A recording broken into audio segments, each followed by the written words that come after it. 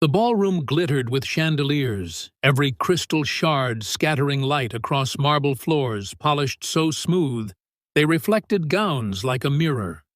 Laughter mingled with the clinking of champagne glasses, an orchestra's strings humming softly from the corner, as the city's wealthiest gathered to celebrate the birthday of Eleanor Whitmore, the mother of one of the nation's youngest billionaires. The room smelled faintly of roses, expensive perfume, and money.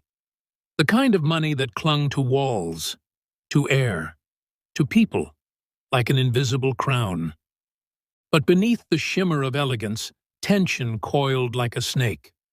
At the far edge of the room, away from the spotlight, a young maid adjusted the silver tray she carried. Her name was Amara, 24 years old, black, her hair tied neatly back beneath a simple cap.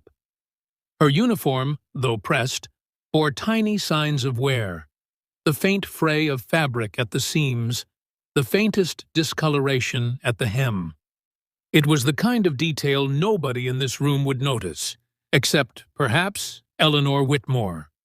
Eleanor stood tall, draped in an emerald gown that seemed to absorb the glow of the chandeliers, her presence sharp and cold as the diamonds glittering on her wrist.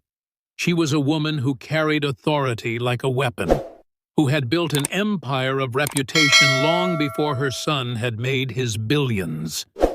Her gaze swept the room like a queen surveying her court, and then stopped. On Amara. It was subtle at first, the narrowing of Eleanor's eyes, the faint twitch at the corner of her painted lips. But the shift was undeniable. With deliberate grace, she glided across the floor, her heels clicking against marble, silencing laughter in her wake. Conversations hushed. Heads turned. The orchestra seemed to falter, strings trembling uncertainly, as if sensing the storm about to break. Amara froze. She clutched the tray tighter, heart pounding, aware that every eye in the room was on her. Eleanor stopped just inches away. The silence became suffocating, and then, like the strike of lightning against clear skies, Eleanor's hand lashed out. With one brutal tug, she ripped Amara's uniform down the seam, the fabric tearing with a sound that sliced through the air.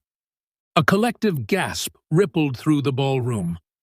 Amara's tray clattered to the floor, crystal glasses shattering like screams